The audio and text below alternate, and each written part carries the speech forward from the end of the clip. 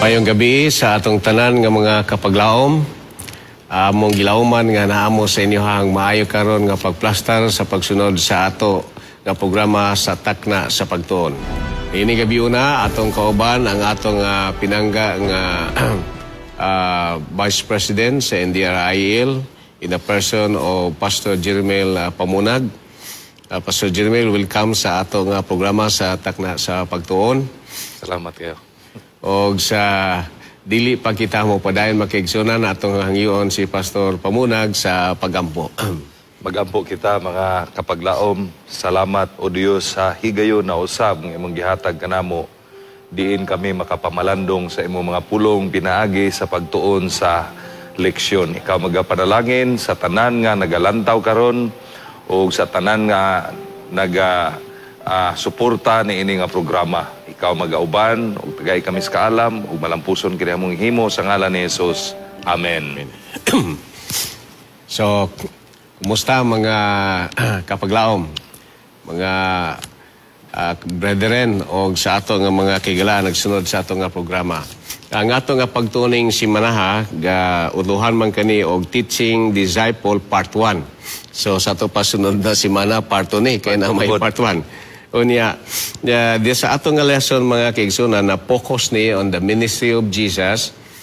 Unya, sa gihisgutan sa ato nga introduction ning ato nga lesson ning si Manaha, this really a call of discipleship ni Jesus nga angay nato nga pagasundon ang iyahang mga pamaagi in making disciples and preparing people to become His disciples sa iyang time. In our memory text, atong makita din sa Mark chapter 8 verse 34, when He had called the people to Himself. So sigitawag na ni Jesus ang mga disciples diha sa iya, with His disciples also, uban katong yung mga close-in disciples, the 12 disciples, He said to them, whoever desire to come after me, let him deny himself and take up his cross and follow me. So those who would like to follow Jesus, the idea is you have to take up your cross and follow me. So deny yourself. So this is a call of commitment, loyalty. When you decide to become a disciple of Jesus, kinahanglan yun nga it's a total commitment, it is a total surrender of self aron nga makasunod ka ni Jesus. So it is not something musulod ka sa nga mahimo kang usa ka disciple nga wala kay commitment. Ako nakita diha Dok nga urag na ay gamay nga process mga kaigsuonan no kay dili mapunta magamit sa buluhaton sa Ginoo kung dili nato i-empty ang atong kaugalingon. Mao nga sa text nagingon yun nga deny yourself, meaning atong gyud i-priority ang buhat sa Ginoo, and then sa diha nga tagaan nato way ang Dios mag-umol nato mao na nga we should take up the cross. Posible ni Doc Salarda warag mga sacrifices ning cross, mga challenges, yes, commitment, and then sa diha napunta atong ibutang atong kaugalingon through God's kining work, ang Ginoo po dayon nato nag-ingon nga follow me kay dili pod mahimo mga kaigsunan nga we have all the abilities, we have all the talents nga lahi ang atong sundon, kun dili ang Dios. So the idea of there is a process because discipleship is not a one-time event. Yes, but it is a process. It is it indulges time. Nagnaadyon siya component of time nga gihimo ka nga usa ka disciple. That is why si Jesus sa iyang ministry nga atong makita diri sa Mark, from Mark 1 to 8, atong makita nga gi-establish ni sa atong nga author nga si Mark nga gi-introduce ni Mark si Jesus as the Messiah.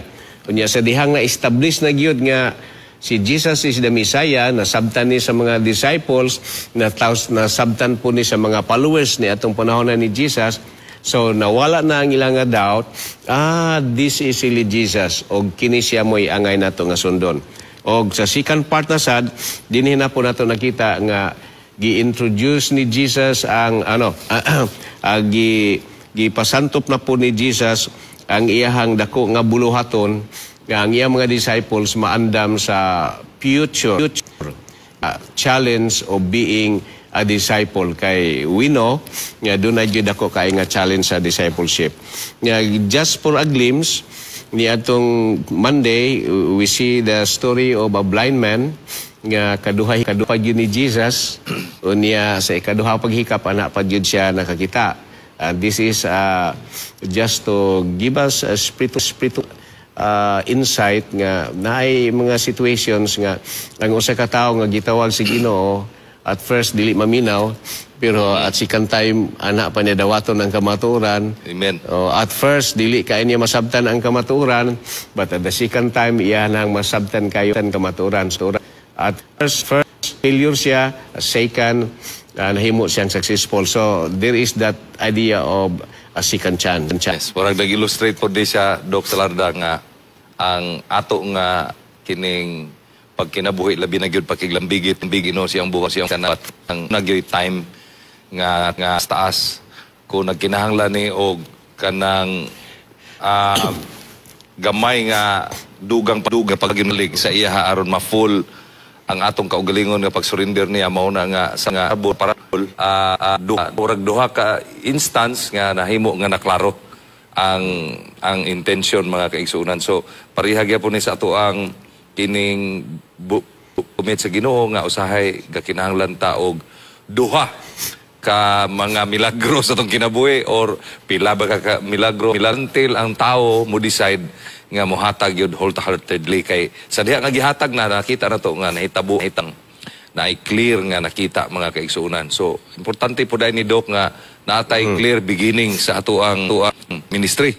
Aro ang atong pananaw kay ugwa pud ta kaklaro pag-ayo parehas buta wa kay siya kaklaro urag di kay siya anang comfortable og alabaw sa nga tanan di siya ganahan nga urag hanap ra nga makita ang dili gyud klaro. So kinahanglan ta nga klaro gyud kay diha magsukad ang ato ang mission, ang ato ang work, ang ato ang pandanto sa unahan kay ug di kay ta kaklaro. Of course, obli gyud kay ta malipit. Okay, then there is a Monday, just a glimpse nga ginakutlo na nato the cause of discipleship. Now, Jesus was trying to establish nga kung mahimo gyud mo nga disciple, mapariha gyud aging inyong dangatan sa ako pod nga dangatan sa unahan. Nga ako ilansang sa cross, kamo pod mo agi og mga tribulations, mga persecutions, pero gipasantop ni Ginoong Hesus nga dili mo mabalaka ra sa dana kay mabanahaw man ko sa ikatulo ka adlaw. So kung naamoy pagsalig pod sa kuha, the same ang mga experience na to. Magyapon ang experiencehan. Kung maabot pod nga pod grabe-grabe ang inyong persecution, eventually when he comes, mahimo ma-experience siya to resurrection with Jesus. Wala lang siya gihisgot Doc sa kining cost kung nilipod sa value. Sa lesson na to nagisgot nga usahay manggod ma-focus na to kayo ng cost bitaw rag makaingon ta grabe yung dakuag yun kapag kayo kung mahisgot ta og budget. Like for example, budget sa evangelism or budget sa renovation sa church or budget baka sa unsa nga activity mga nga dako jud kayo rag diha ta ma-focus nga di ay lalim ang pagsunod sa Ginoo pero pag na to put sa value kay nagingon sa atong lesson not only the cost of discipleship also its great value. Yes. Ang value. Munang niingon sa Mark nga what shall it gain whole world. Shall man it gain if he gains the whole world and lose his own soul. So sa ato pag imong tanawon ang price of the sacrifices nga imong nahimo to follow Jesus is not worth ikumparar nimo sa reward nga gihatag sa Ginoo. Pero sa lagi makita nato nang grabe po ni nga kalisod. Pero kini nga kalisod kung imo pong itandi ang price sa imo hapong mabatnan sa pag-follow nimo di Jesus, layo ra pod kaayo sa tanan. Ma-erase ra pod ang kalisod ug ang kasakit urag mahul sa dako kayo nga panalangin. Now, dirita sa atong focus yun, mga kigsunan, diri sa adlaw sa Tuesday, o diri sa adlaw nga Wednesday, the mountain and the multitude. So, unsa may nahitabo aning ato ang lesson, mga kigsunan. This focuses on Mark chapter 9 verses 1-13. I guess we know that this is the story, mga kaigsunan, sa transfiguration. That when Jesus nagsulti si Jesus sa nga in among them sa iyang mga disciples na ay nagatindog uban kanako nga dili makakita og kamatayon. So nindot kayo nga nindot kayo nga promise kay imagine nga na kauban ninyo nako diri na magtindog dili makaabot sa kamatayon. So they are anticipating nga siguro sa maong lugar. Then when Jesus asked this is a special group of disciple, 4 sa 12 dunay 4, no? Unya dito sa 4, samtang uban lang si Jesus, nikalit lang og butho dito si Elijah og si Moses. So, and they feel the power of God, nga the kingdom of God nga nag-instruct murag na libot sa ilahaba. Unya nakita sa ahang mga 4 ka mga disciples.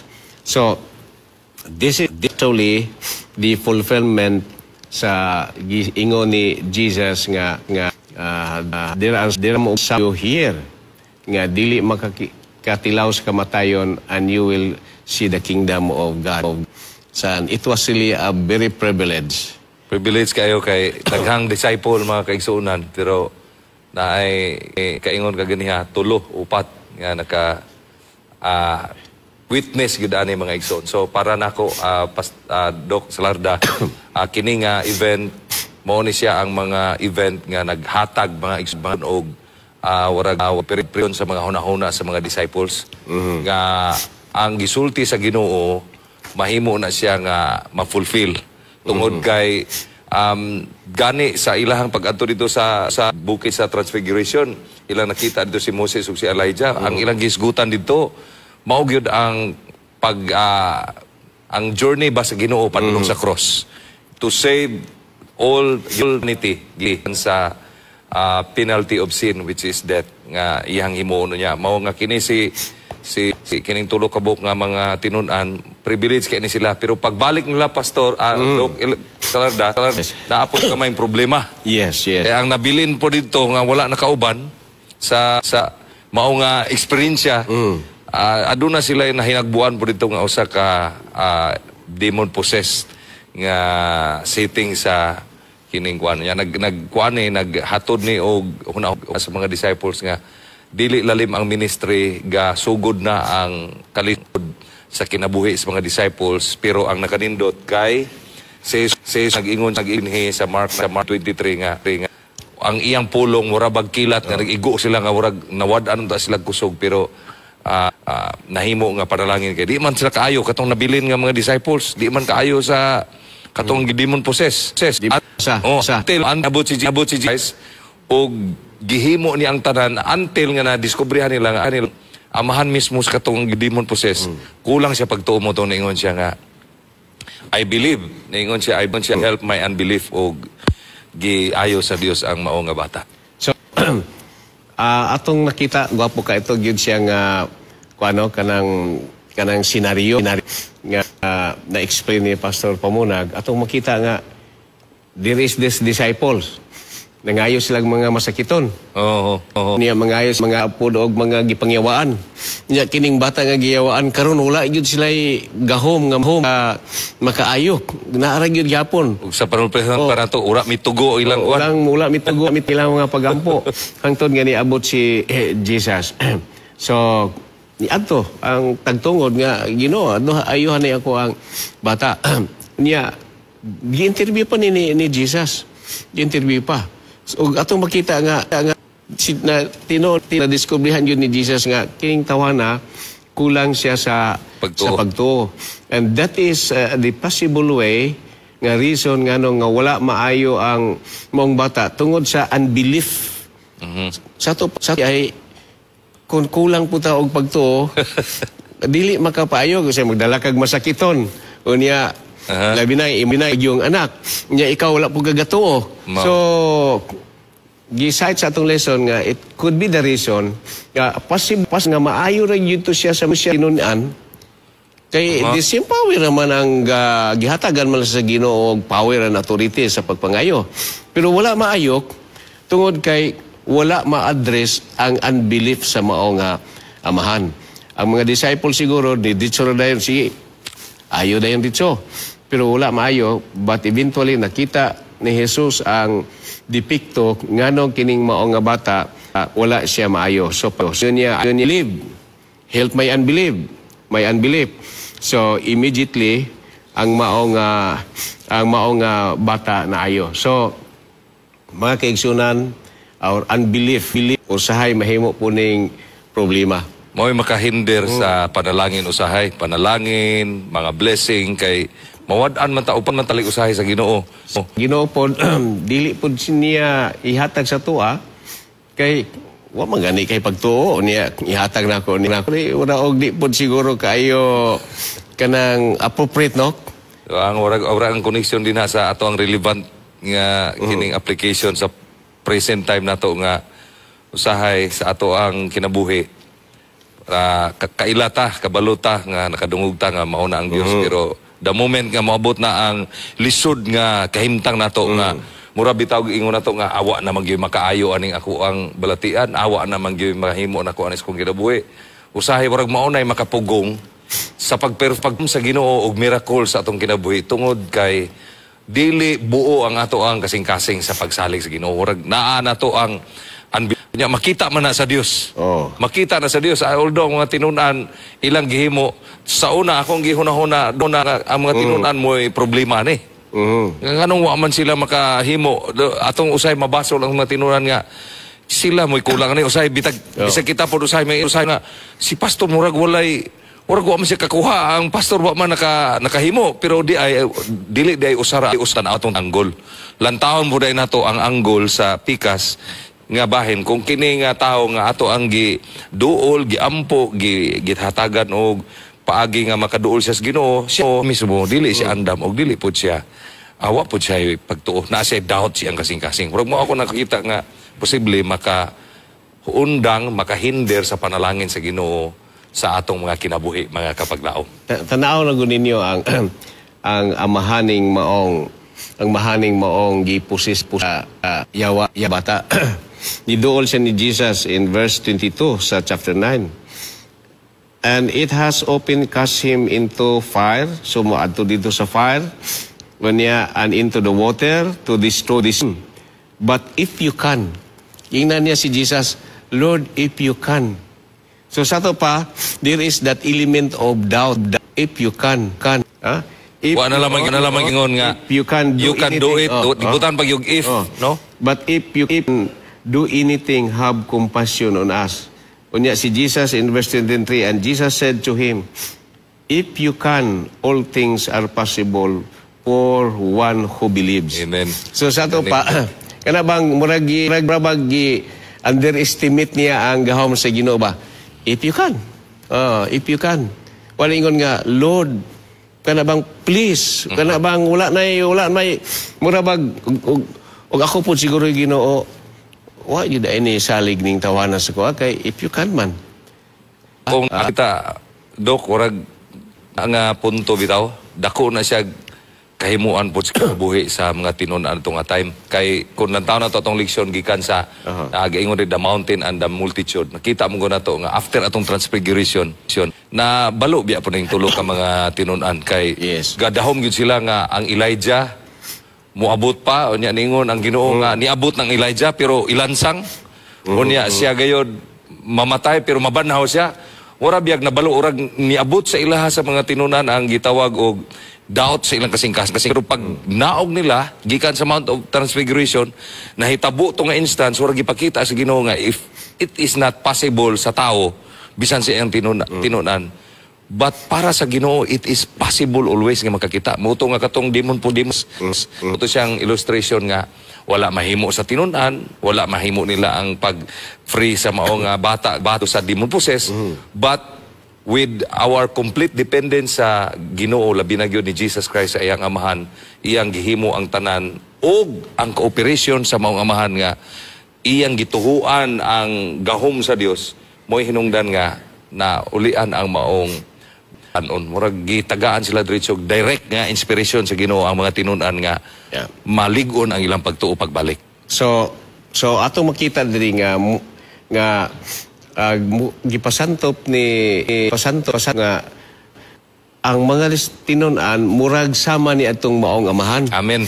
Murag sama sila ni atong amahan nga murag nakulangan sila sa pagtuo sa kada murag mao na ang insakto nga kuan dia. Nga nakulangan sa murag gi-compare sa Ginoo ba nga pareho mo ani. Okay. Pareha mo aning tawhana nga murag nakulang sa pagsalig. Kulang sa pagsalig.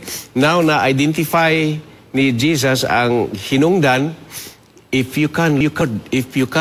Sa to pa mura ba ingon nga Ginoo na nang imong gikaato niya magduha-duha pa. Ang creator of everything, the all source of power, imo na nang gikatubang moingon pag if you can. Mao na ato ang weakness ato ang katuari kay magampo ta usahay Ginoo tagay ko ani pero mayon man ta usahay nga if og imong itugot Ginoo ana dibitaw usahay orag unsa ba kana insakto ba kana pero diri sa lison orag nakita na to nga orag gikorek ta diri nga di gyud maayo nang mayon ta nga og imong itugot Ginoo og mangayo tas Ginoo ato na lang gyud ang laoman mga kapaglaom nga madawat. Maunay nahitabo dito sa Israel. Walay pag-ampo dito, willing wall. Kung nakaadto mo dito, kaya nagdungan matag-adto dito sa Israel, or kapila nakaadto nimo, ako maupang dito. Pero nakita na ko dito, interview na ko mga Israelites, wag giday pag-ampo dito nga wag gidungog. Unya ako silang ipangutana, tungod kay, wapot sila gahunahon sila dili dunggon sa Ginoo. Ilagi yung hunahon nga, dunggon sa Ginoo. Pero kita mga Pilipino, lahi man, may man tao sahay nga, usahay ngito mao ni akong gihandop pero ikaw mo'y magbuot Ginoo usahay urag maingon ta na ba. Namang tay mga gitawag natong mga di man siguro reservation pero murang nunay usalahin nga ang mga pangunawa nga dili dunggon unsa baka ni.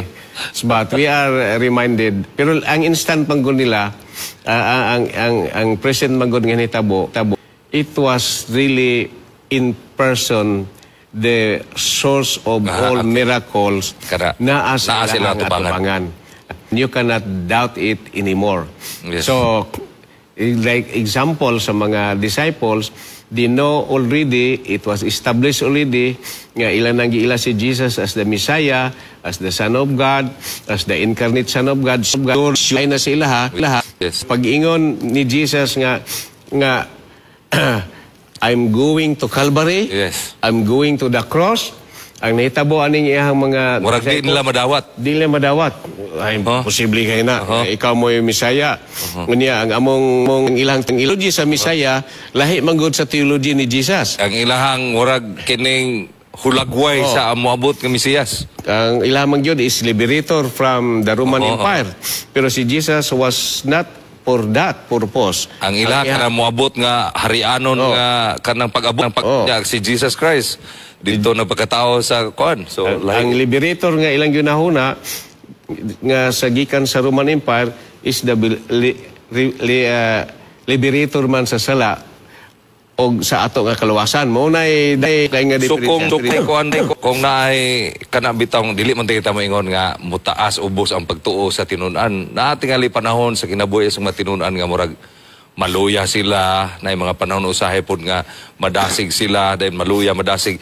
Murag ako pong mapangutana maabot sa kong kinabuhi nga sa present nato nga time nga naagi panahon po nga ana ta bisag unsa nato ka makusganon sa pagpangalagad kay ang mga tinunan na paghanay gyud si Jesus ana kakita silang miracle first hand yun nya kita gud wa gyud ta kakita ana sumo nang ang Ginoo nang giroong nga bulang nagatuo bisan wala sila makakita urag panalangin pero di nato malikayan nga naagi day panahon nga urag mo kibra ta ba ora bag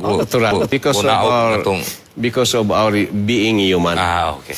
So ato kita diri nga ang mga disciple, gi-apprentice biya pa sila ni Jesus ining panahon. Amen. So, sa dihang gi-apprentice pa sila, so daghan pag-igay silang tunanan mahitungod ni Jesus. May man taron kay gatanaw na lang ta, okay. Pero wala po ta naka-experience actual sa mga pangitabo. So, ang ato natay nakita sila nga mahimo nato nga model panag-ingnan nga ug unsa to ilang sipyat dili na unta mahitabo Pero ang kasagaran, nahitabo ra magyapon. And even more worse, Pero at least kisugda nila dito nga pwede mahimo ang uban sa gahom.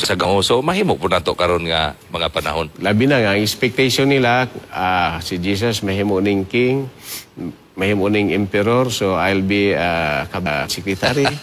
So I must be having a good position. Wa gyud tingari nagunahuna nila nga bisan na lang og tigtunol sa kining kuaning sa Ginoo kana bang unsa ba kay kinahanglanon o kapbirer ba ka siya or mahimo ba ka siyang sekretary o agyod ang uban gyud tingali posible lang una nga mahimo silang apil ni anang circle ba orag dako nga mga rang.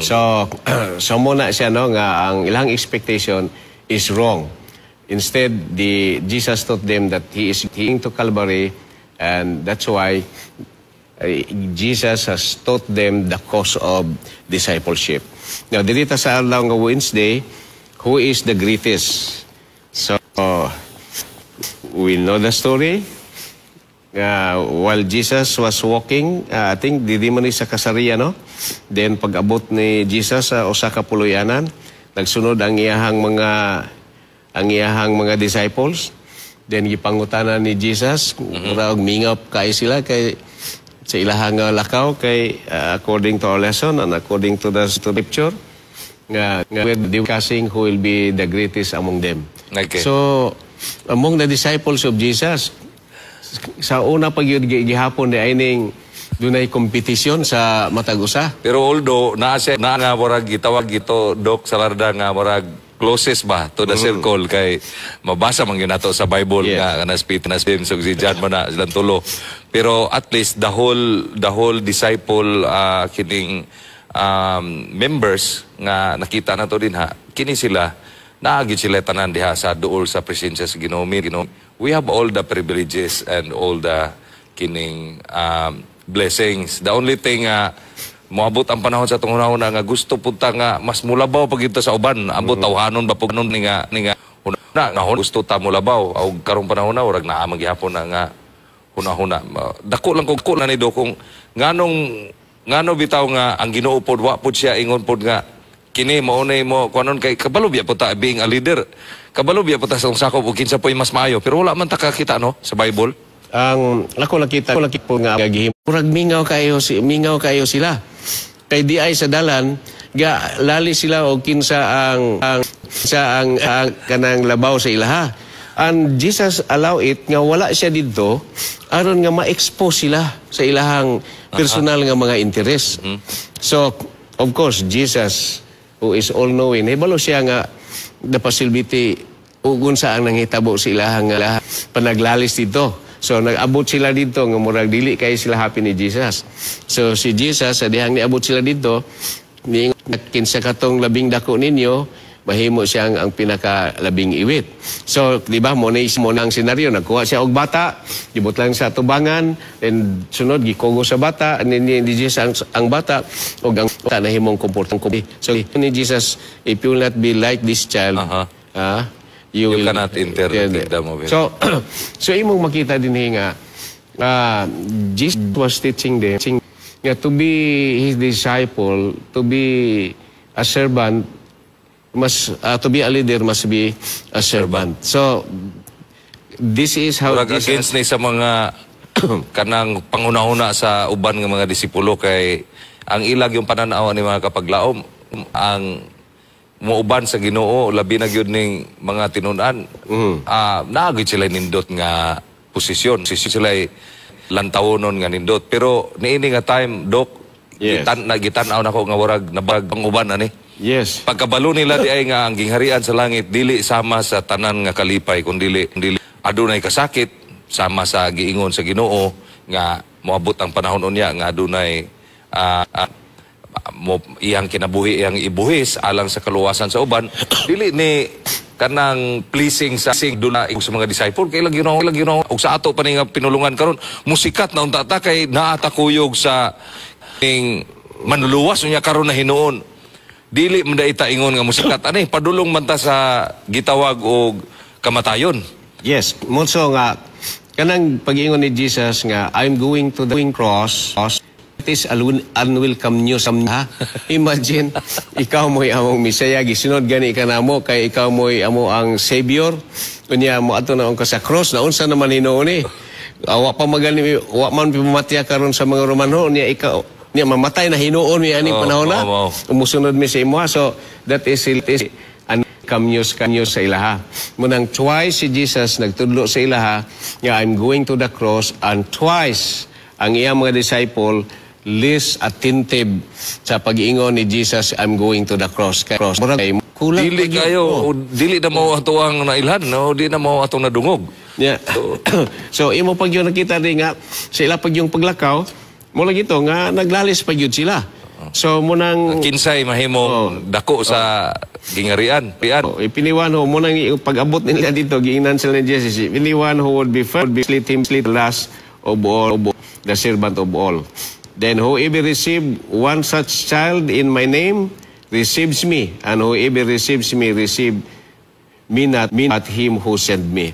So ingon ana ang gitudlo ni Jesus to teach them what it means to be a disciple of Jesus, what it means to be a leader of God's people. Amen. Discipleship. Kay core group man guni sila.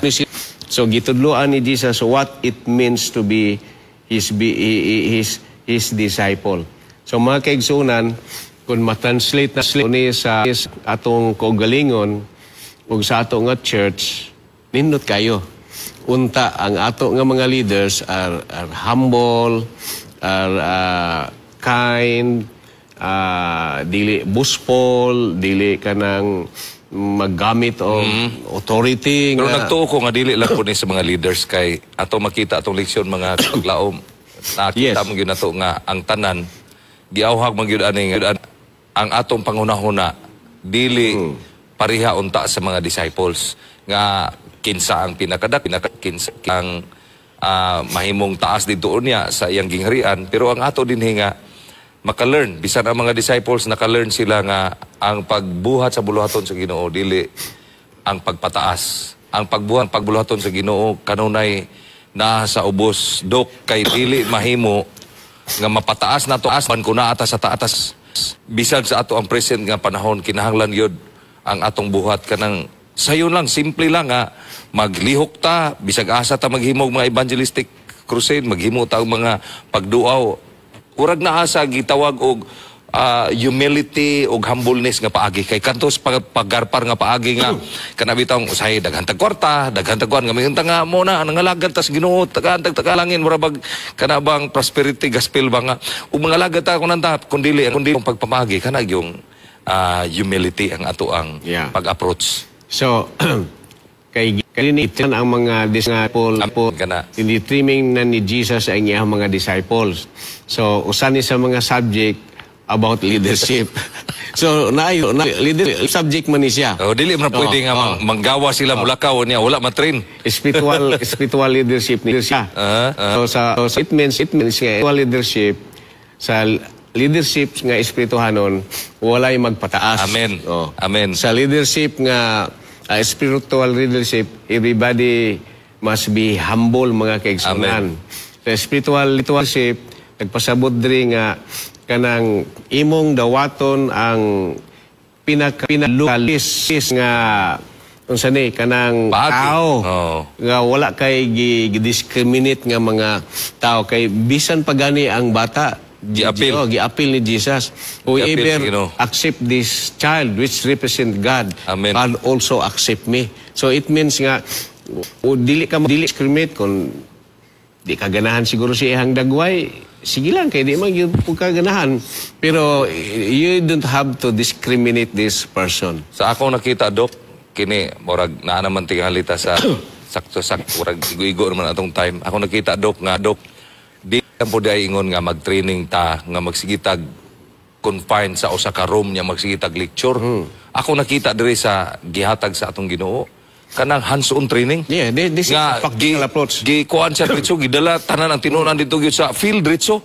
Na dili dahil tanang panahon nga, gira po tag-training, usay muhatag ang Ginoo og mga important kay nga mga truths o principles nga apply apos kinabuhi. Diha ang panahon nga ni-engage ta sa misyon. Ni-engage ta usay wa kabalo unsa itong function.